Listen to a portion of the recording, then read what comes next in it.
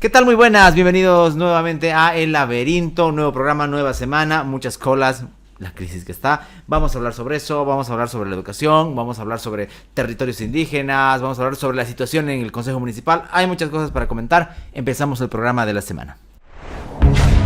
La Voz Universal TV presenta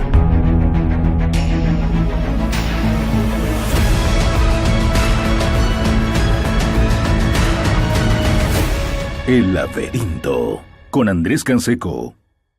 Seguramente usted, como todos quienes conoce, está padeciendo las largas colas, que aunque seguramente nos hacen renegar, nos hacen perder el tiempo, la paciencia y, ¿por qué no?, nos están pisoteando la dignidad, siempre hay que decir que podemos estar peor. Esto no es, por supuesto, una revisión de alguien agorero o que estemos pensando que haya que traer un colapso. ¿Por qué no? Porque no funciona así. Lamentablemente, los seres humanos no siempre aprendemos con el colapso y las cosas se pueden poner mucho peor. Hoy estamos haciendo cola por combustibles, antes de escasez, como antes empezaron las de dólares. Esperemos no tener que llegar a algo relacionado a los alimentos básicos. Es muy complicado, porque además no se avisoran cambios.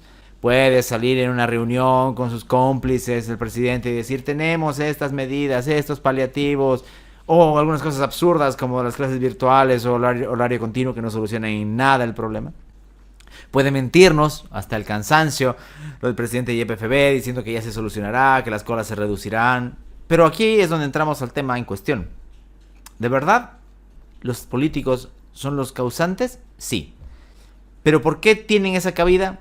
Porque la educación y la cultura boliviana han permitido que ellos lleguen primero al poder y porque se les ha permitido tomar tal poder, tantas prerrogativas, inclusive encima de la norma, que nos tienen acá, con una ciudadanía que ha sido domesticada, que ha sido atemorizada, que cree erróneamente que el Estado que está causando sus problemas se los va a solucionar.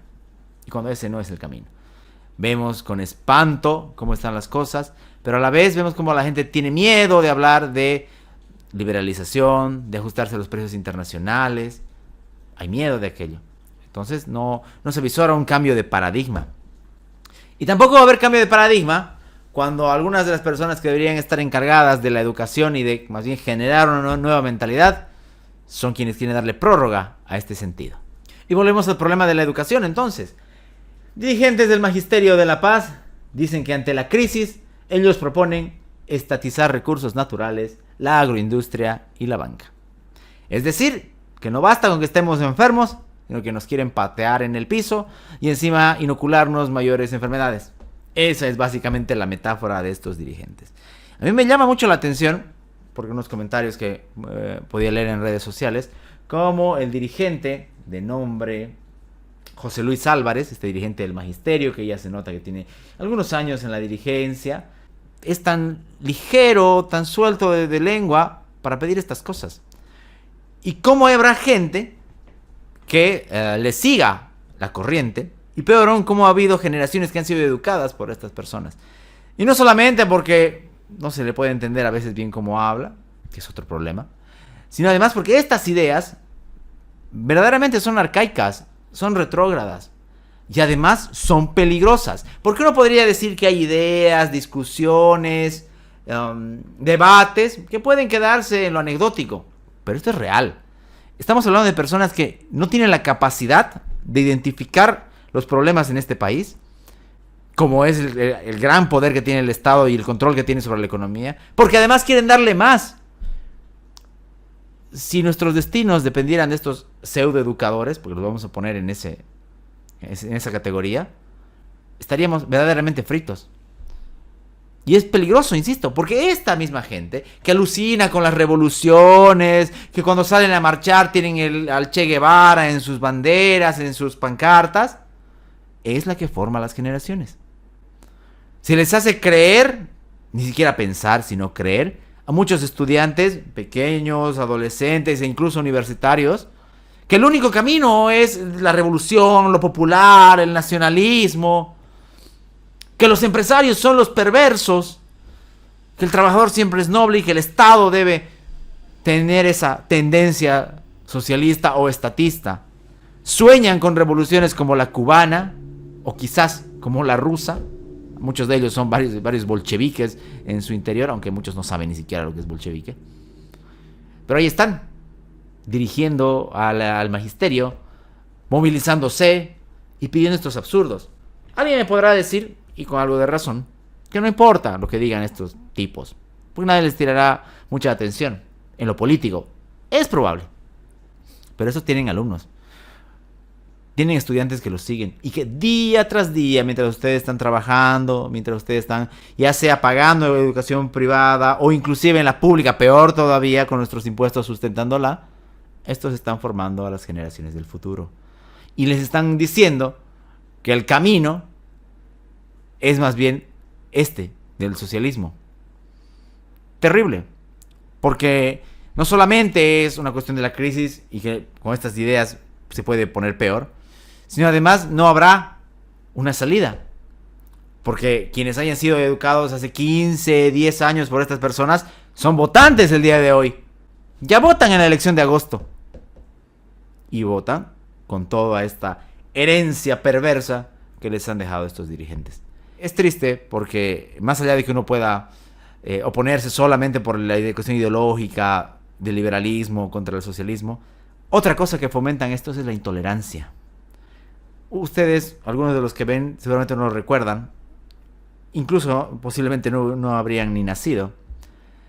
Pero allá, cuando empezó la crisis del 2003, cuando Goni termina siendo sacado del gobierno, pocos recuerdan que el inicio del problema, que ya estaba caldeado, pero que las protestas se dan porque una dirigente muy conocida dentro del magisterio, llamada Vilma Plata, llevó a sus niños de 10, 12 años a apedrear Palacio de Gobierno.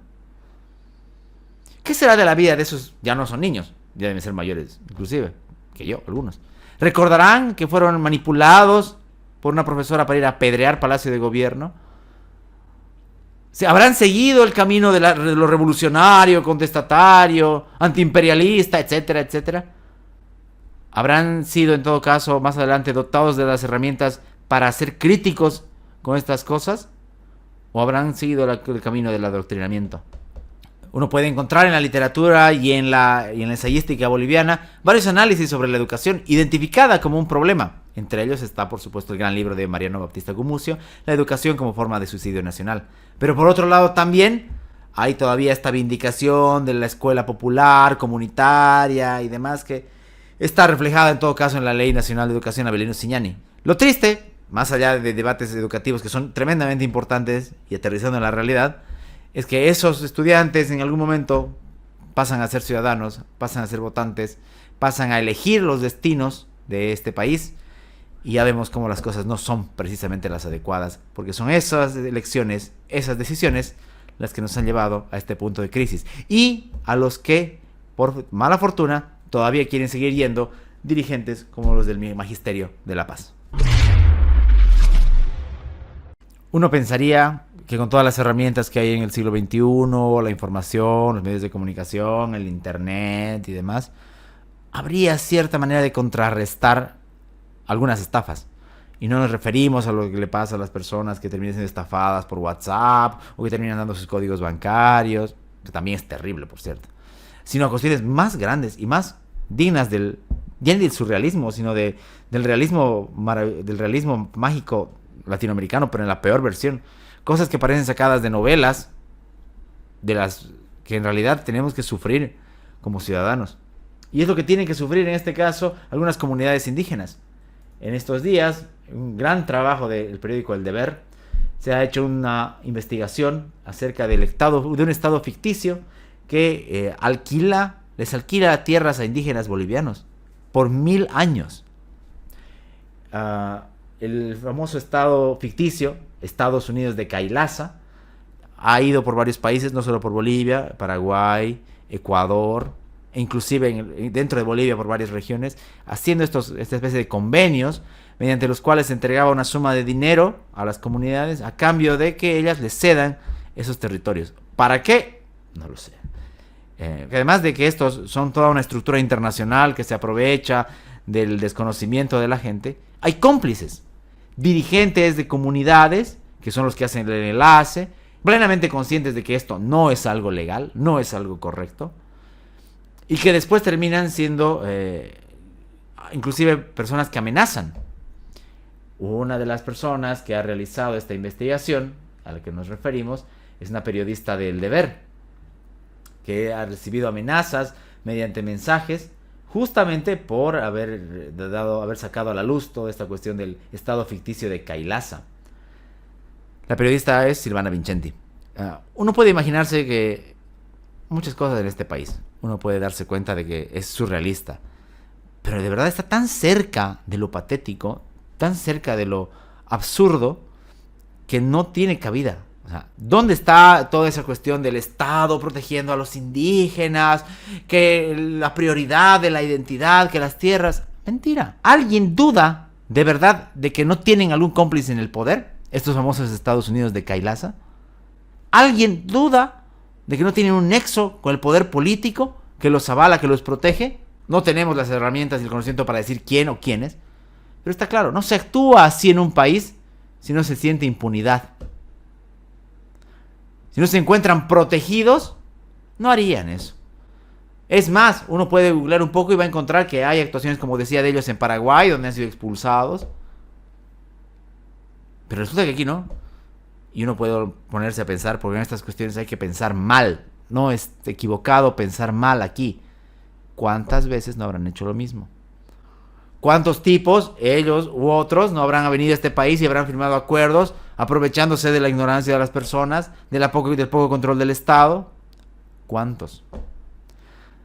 Hace unos años fue gracioso cuando Mario Cronenbold, que en esa época, no sé si era alcalde de Warnes, imagino que recuerdo que sí, trajo una especie de delegado de un jeque. Era un impostor, era un tipo disfrazado. Pero lo presentaba como si fuese el gran vínculo internacional. ¿Cuántas de esas cosas no han pasado en Bolivia? ¿Cuántas estafas no ha habido de este tipo? Y no habrá. A eso estamos yendo. Al sentido de que ya nadie nos protege. Pagamos impuestos, sostenemos todo un aparato gigantesco, lento, burocrático, pero nadie protege a las personas. Es más, son cómplices. Y ahí está el tráfico de tierras, ahí está la depredación, ahí están las especies amenazadas. ¿Recuerdan lo que pasó con los ciudadanos chinos y los jaguares? Pero ahí está el discurso, no somos de la Pachamama, somos de la Madre Tierra, los pueblos indígenas, bla, bla, bla. Mentiras. Mentiras. Otro fracaso más, no solo el económico, sino institucional y de tierras de este modelo. Al que hay que meter a Arce y a Morales en uno solo, porque son lo mismo. ¿Cómo es posible que pasen estas cosas? Pero si usted por alguna razón es opositor a GETIC, Ministerio del Gobierno, van a averiguar dónde está, van a averiguar a qué país está yendo, con quién se reúne. Pero esto es nada. Sospechoso, ¿verdad? Cualquier ciudadano debe someterse a la ley. Todos, gobernados y gobernantes, están bajo el imperio de la ley. Deberían estarlo. Nadie debería gozar de privilegios, ya sea en razón de su cargo, por supuesto, en razón de su fuerza tampoco, ni siquiera en razón de su apoyo popular. Pero es Bolivia. Y Evo Morales sí tiene estas ventajas o estos privilegios que los ciudadanos no tenemos. Tiene hace varios meses un proceso en su contra, al que no se presenta a declarar. Hay todo un aparato estatal que tiene miedo de hacer cumplir la ley, pero es el mismo aparato que no tuvo miedo para secuestrar a un gobernador, para detener a una expresidenta constitucional, o el mismo aparato que, siendo Evo Morales presidente, ocasionó lo que pasó en el Hotel Las Américas y las posteriores detenciones, la falta de debido proceso. No, para ellos no había límites. Pero con Evo Morales sí hay estas contemplaciones. Y tales contemplaciones hay que tiene una especie de resguardo comunario en la Ucaeñe. Salió un video bastante peculiar, pintoresco, en el que se puede ver como si fuese un juego de estrategia de estos Age of Empires, o estos jueguitos en los que uno pone sus murallas en el celular para proteger. Así están los comunarios parados ahí defendiendo a Evo Morales. No me preocupa a mí tanto eso, porque creo que eso es parte del espectáculo.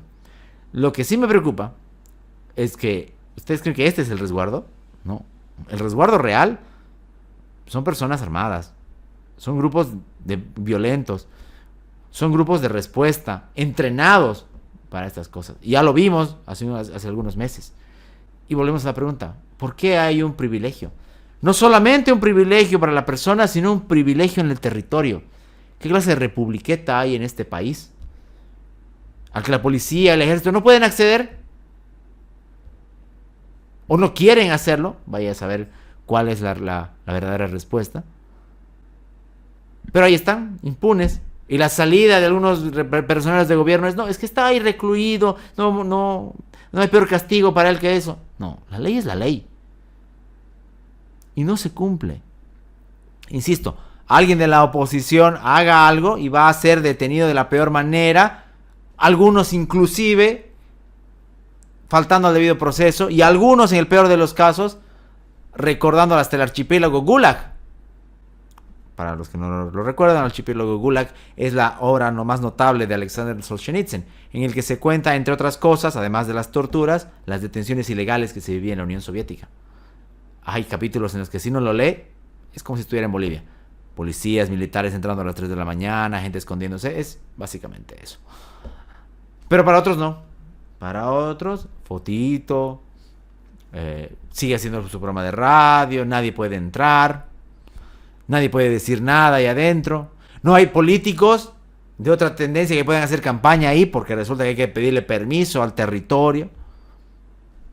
Eso es uno más. Hoy estamos hablando, creo que sin querer queriendo, como diría el personaje de una serie, de los fracasos del Estado plurinacional. El fracaso económico, el fracaso educativo, el fracaso territorial, el fracaso de las instituciones de la justicia y del orden. Estado fallido, completamente, no hay que tener miedo a decirlo. La gente dice, no, ¿cómo vas a decir que Bolivia es un estado fallido? Es un estado fallido. Cuando no cumple sus funciones, aquellas para las que fue creado, es fallido, pues. Puede gustarles o no, pueden tener toda esa idea sentimentalista de la patria. Ok, ténganla, si quieren. Besen su bandera si quieren. No, canten su himno con todo el pecho hinchado. No, háganlo. Pero eso no va a arreglar los problemas que hay. Y es muy triste, porque esto se relaciona a lo que hablábamos en el anterior bloque. Creemos que con algunas cuestiones emocionales, que con algunas cuestiones simbólicas vamos a hacer que las cosas funcionen. Y no es así. Creemos que yendo a una marcha y cantando el himno fuerte las cosas van a cambiar, pero mantenemos el mismo sistema educativo, el mismo sistema perverso, el mismo sistema económico. No se va a cambiar. Por eso poner acuerdo por la patria, encuentro por Bolivia, como para querer que la gente haga ese lado sentimental. Y no solamente el oficialismo, la oposición regional en Santa Cruz ha hecho lo mismo muchas veces. Hace muchos años, por lo menos una década, que queríamos poner en el debate el tema de la cuestión ideológica en Santa Cruz. Quizás más de una década. ¿Y qué se nos decía? No importa, mi ideología es la autonomía. Mi ideología es el federalismo. Mi ideología es Santa Cruz, decían. Y todo se solucionaba con cantar el himno y poner la bandera. ¿Ya ven que no era suficiente? No porque no puedan hacerlo.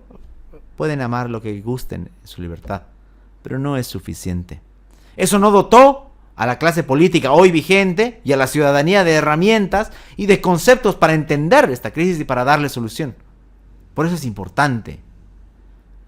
Para que justamente no tengamos que lidiar con que haya una generación que crea que es normal que el Estado controle tanto, o que el Estado no pueda hacerse cargo de una función de que sí es suya, como la seguridad de un territorio, y que veamos republiquetas. No era una locura nuestra. No era una extravagancia intelectual. Hablar de institucionalidad, de ideología, de principios, era algo necesario. Y hoy que se está tratando de hacer, hay algunos que igual siguen por el camino. Ponía el otro día un dirigente cívico y está ahí, lo voy a poner en pantalla, a mí no me interesa. Que en la larga cola por la gasolina, oremos por el comunismo. Ya pues, por favor, si él quiere tener su fe y el que me ve quiere tener su fe, perfecto.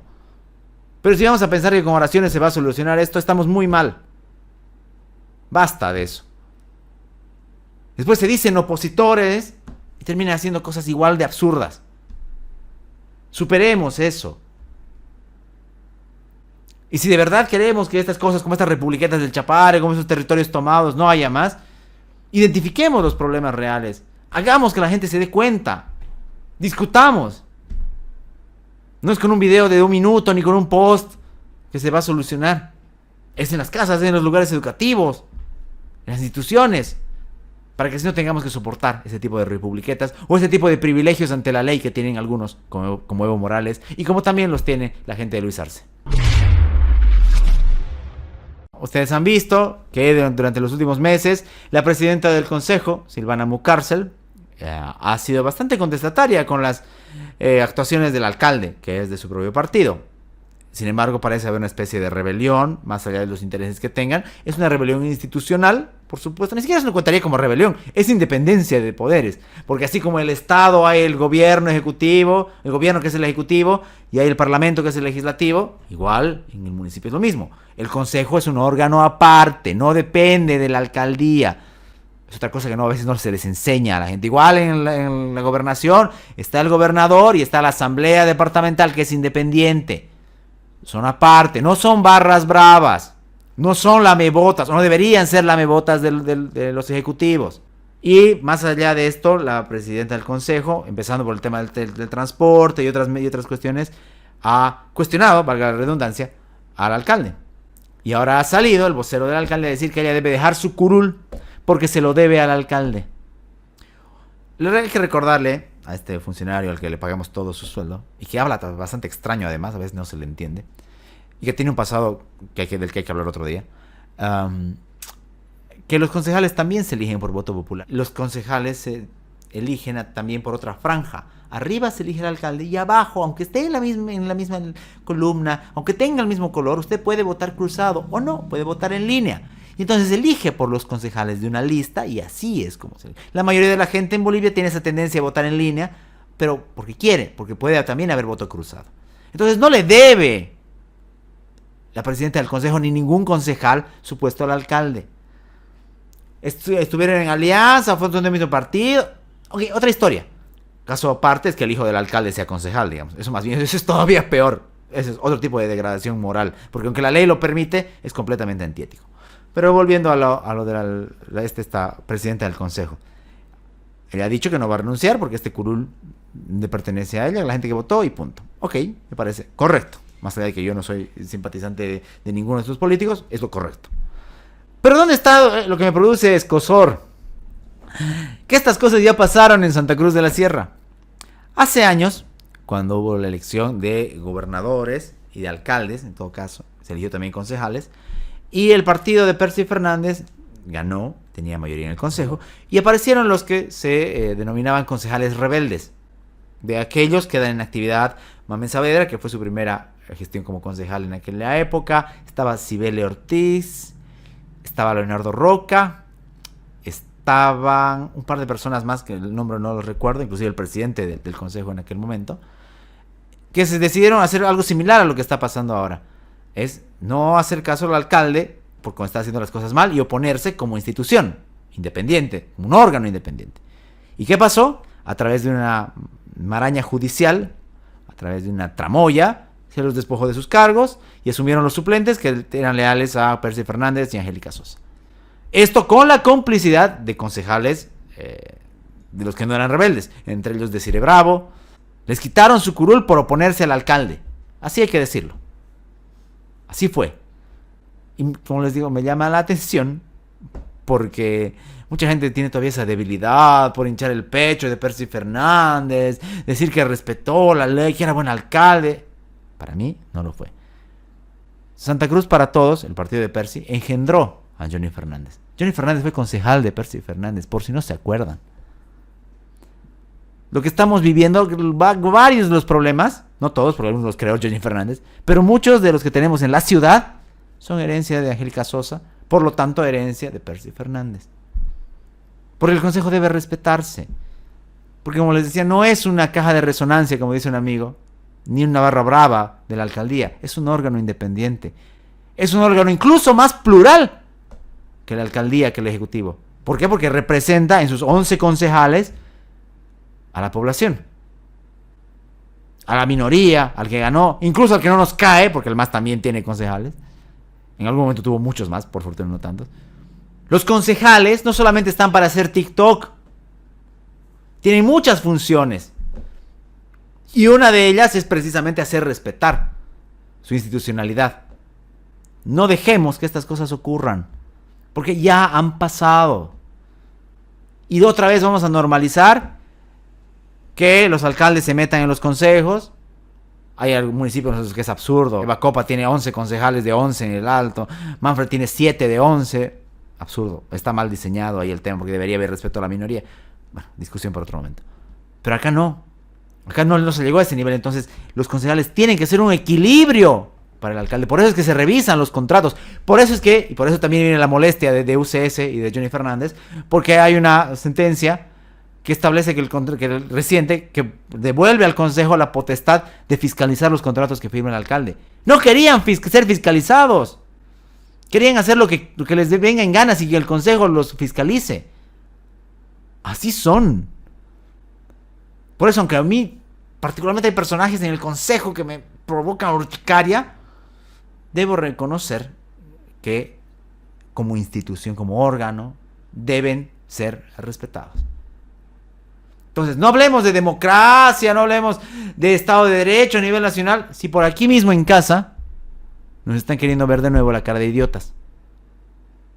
Insisto, no se trata de defender a los concejales como personas, se trata de defender al consejo, para que justamente el Ejecutivo Municipal no haga lo que quiere. Si hace lo que quiere, imagínense lo que haría sin el control del Consejo Municipal. Llegamos al final del programa, agradecerles como siempre por sus comentarios, no se olviden de seguirnos en nuestras redes sociales, en Facebook, en Instagram, en TikTok, en YouTube, suscríbanse, denle a la campanita, compartir y todas esas cosas que dicen quienes hacen contenido. Gracias por atendernos, gracias por estar una semana más con nosotros, mi nombre es Andrés Canseco, volveremos a encontrarnos la siguiente semana en otro laberinto, que tengan un muy buen descanso. El laberinto con Andrés Canseco.